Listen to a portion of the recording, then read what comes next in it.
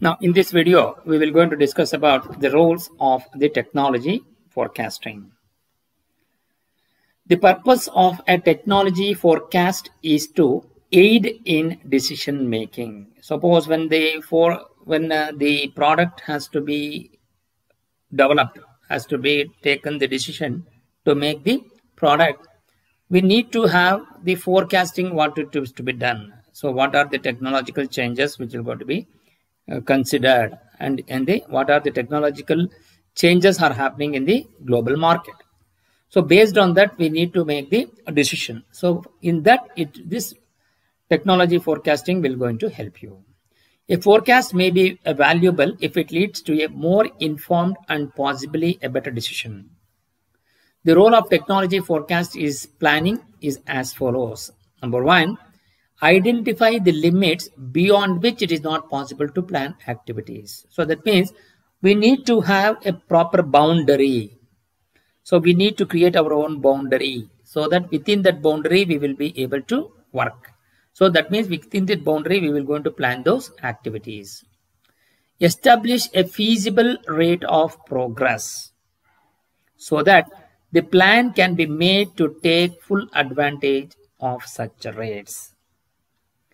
Establish a feasible rate of progress so that the plan can be made to take full advantage of such rates.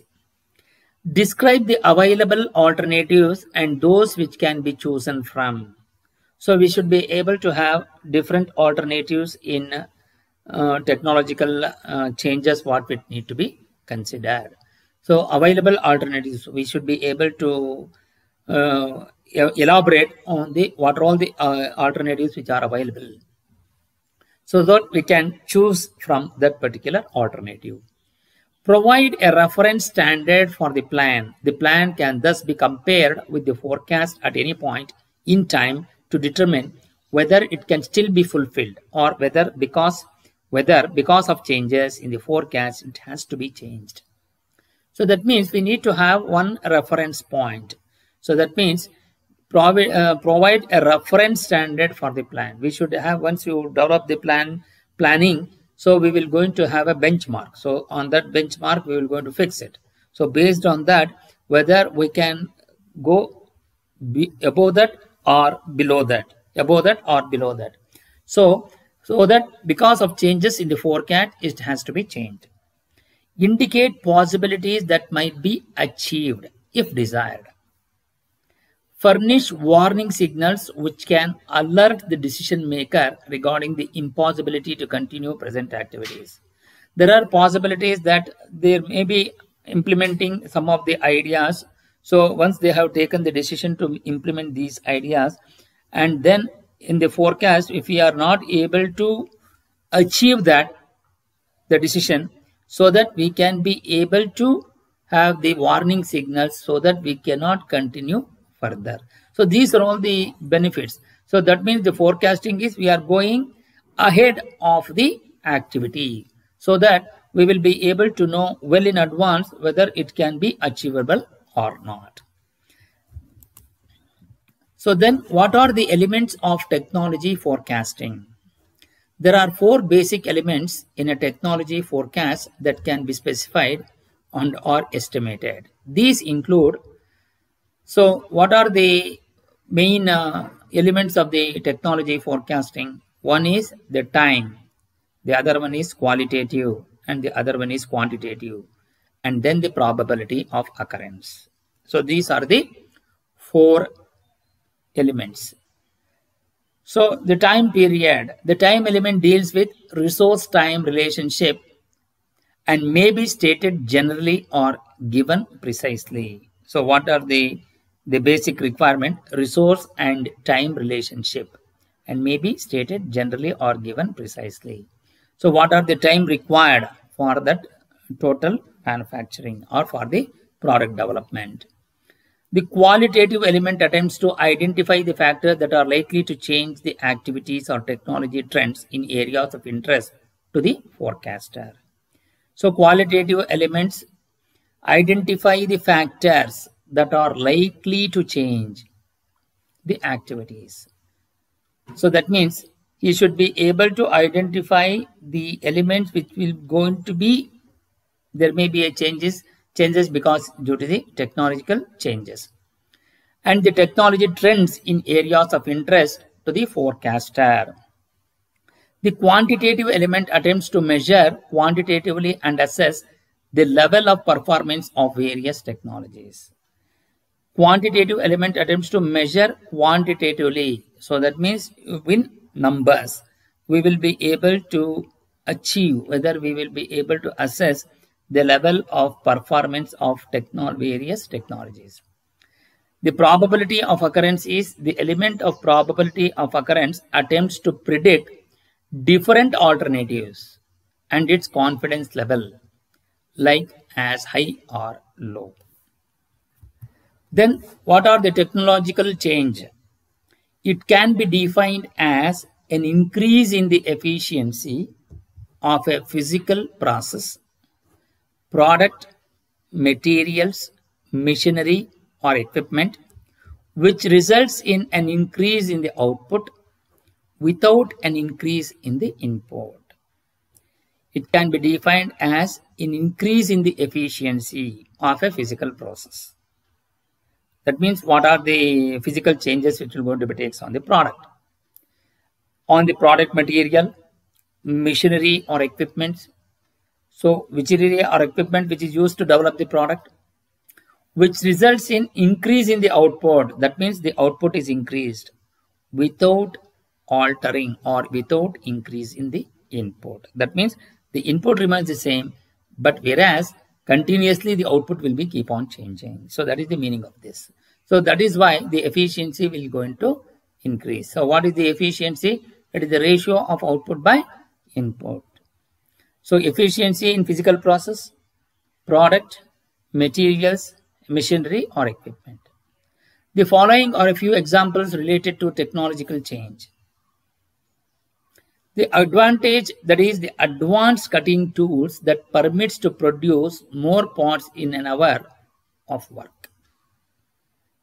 So what is that? Suppose if I take an example, if I want to consider a product which has to be manufactured or to be machined by using a conventional high-speed steel cutting tool, I want to turn the component. Suppose in an hour, I will to achieve about, depending upon the complexity of the product to be manufactured or turned component, I may be able to produce about 15 components in an hour. Suppose if I use an advanced cutting tools like carbide tools in the same number of hours. So that means in the same, that is the input is same, but the output, because of the advanced cutting tools like carbide cutting tool we are using, so naturally then what happens? I can be able to turn, instead of 15 components, I will be able to produce around 25 components. So that means input is same, but the output is changing. Suppose if I go for a conventional HSS, we are able to manufacture 15. But when you are going for advanced cutting tools like carbide, so we will going to manufacture, we will going to produce about 25 ton components. So naturally the output is more. So the efficiency will going to increase. Then automation that allows companies to produce more products, services with respect to unit input. So naturally the automation will also plays a major role because of the fatigueness of the human being.